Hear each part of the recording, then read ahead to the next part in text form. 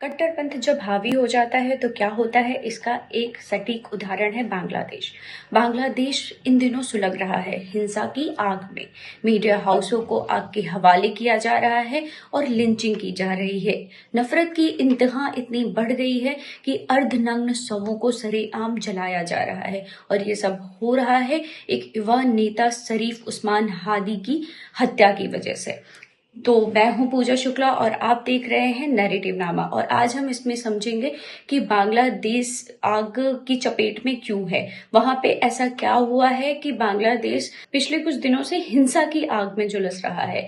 तो ये सब शुरू होता है 12 तारीख को। हालांकि बांग्लादेश पिछले एक साल से अगर देखा जाए तो बांग्लादेश की स्थिति कुछ स्थिर नहीं है, लेकिन ये जो हाल की घटना है ये 12 तारीख से शुरू होती है।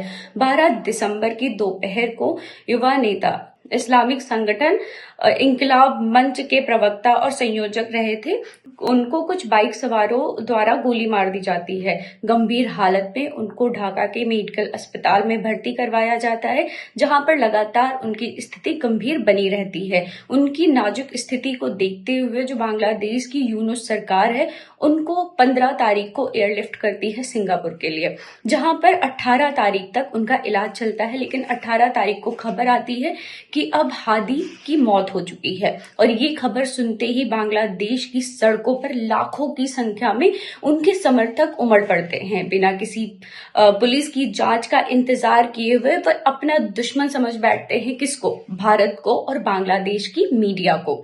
बांग्लादेश के दो प्रमुख मीडिया संस्थान प्रथम अलॉय और डेली स्टार जैसे मीडिया संस्थानों का दफ्तर आग की चपेट में आ जाता है, जहां पर लोग मौजूद होते हैं और कुछ पत्रकार उस आग में फंस जाते हैं।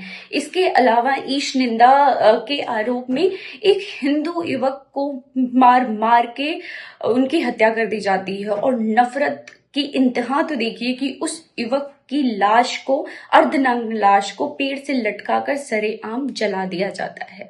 इसके अलावा बांग्लादेश की नींव रखने वाले मुजीबुर रहमान के घर पर बुलडोजर चलाया जाता है। वहां के जो पूर्व मुख्यमंत्री हैं उनके घर को भी चपेट में लिया जाता है। और इस सब के बीच एक और मार्मिक तस्वीर सामने आती है, जहां पर आग की लपटों के बीच में एक छोटी सी बच्ची किताब को बचाने की कोशिश कर रही है। ऐसा लग रहा है कि वो इस अराजकता में एक तार्किकता को बचाने की कोशिश कर रही है। इसके अलावा बांग्लादेश में भारत के उच्च आयोग पर भी हमले किए जाते हैं। सबसे पहले तो ये जानते हैं कि आखिर ये शरीफ उस्मान हादी हैं कौन, और ये इतने बड़े कैसे हो गए कि इनकी मौत पर बांग्लादेश इतना अस्थिर हो गया है। तो ये शरीफ उस्मान हादी ये वही इंसान है जिसने जुलाई 2024 को शेख हसीना की सरकार का तख्ता पलट करने में एक अहम भूमिका निभाई थी, और उसके बाद से ही हादी इतने बड़े युवा नेता के रूप में उभर के सामने आए थे। उसके बाद से लगातार भारत विरोधी बयानों को लेकर भी ये सुर्खियों में रहे थे।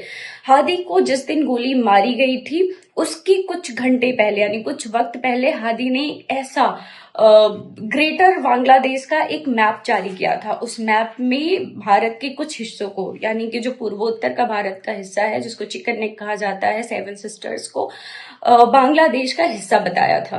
हालांकि बांग्लादेश के कुछ इन्वेस्टर्स जो कि हादी की मौत के इन्वेस्टिगेशन कर रहे हैं, उनका ये भी मानना है कि हादी की हत्या में भारत का भी हाथ है। हालांकि स्पष्ट रूप से भारत ने इन आरोपों से मना किया है। भारत का कहना है कि इस घटना से भारत का कोई लेना देना नहीं है। भारत ही चाहता है कि बांग्लादेश में शांति बनी रहे और वहां पे शांतिपूर्ण चुनाव हो जाए। हालांकि बांग्लादेश और भारत हमेशा से एक अच्छे दोस्त रहे थे। जब बांग्लादेश बनाया गया था तो उस वक्त बांग्लादेश को पाकिस्तान से अलग करने में, बांग्लादेश बनाने में भारत का बहुत बड़ा योगदान रहा था। शायद अगर भारत ने साथ ना दिया होता तो बांग्लादेश बनना भी बहुत मुश्किल था, ये सबको ही पता है। और शेख हसीना की सरकार तक बांग्लादेश और भारत के अच्छे संबंध रहे थे। जब शेख हसीना की सरकार का तख्ता पलट हुआ था, वहां पे शेख हसीना के लिए रहना मुश्किल हो गया था, तब शेख हसीना ने भारत में ही शरण ली थी। शायद ये वजह भी हो सकती है कि बांग्लादेश के कट्टरपंथियों को लगता है कि भारत का इस घटना में हाथ है। लेकिन अब इस घटना से भारत और बांग्लादेश के रिश्ते पे क्या असर पड़ेगा ये जान लेते हैं। हालांकि बांग्लादेश और भारत के रिश्ते पिछले साल अगस्त से, यानी अगस्त में यूनूस की सरकार आई थी, यूनूस की सरकार आने के बाद से ही कुछ खास अच्छे चल नहीं रहे हैं। लेकिन फिर भी ये घटना अगर जारी रहती है तो वहां पे बांग्लादेश में जो हिंदुस्तानी रहते हैं उनके लिए संकट गहरा जाएगा। वहां के उच्चायुक्तों पे हमले ज्यादा ही बढ़ जाएंगे और जो व्यापार हो रहा है, जो कि हजारों करोड़ों का व्यापार बांग्लादेश और भारत के बीच हो रहा है, ये भी ठप हो सकता है। सीमा सुरक्षा खतरे में आ सकती है। द्विपक्षीय जो संबंध हैं वो भी बेकार, तनावपूर्ण हो सकते हैं। इसके अलावा अगर हम बात करते हैं तो बांग्लादेश की जो अराजकता है वो पूरे क्षेत्र को प्रभावित कर सकती है। इसके अलावा सोशल मीडिया पे फैलती गलत सूचनाएं भारत की छवि को नुकसान पहुंचा सकती हैं। तो ये रही बांग्लादेश की पूरी स्थिति। तो अब देखना ये है कि बांग्लादेश में स्थिरता कब आती है। पिछले साल जुलाई क्रांति के दौरान जो वादे किए गए थे कि बांग्लादेश अब लोकतांत्रिक तरीके से आगे बढ़ेगा या फिर बांग्लादेश अब स्थिर रास्तों पे आगे बढ़ेगा, ये कैसे संभव हो पाता है। तो अब आगे यही देखना है।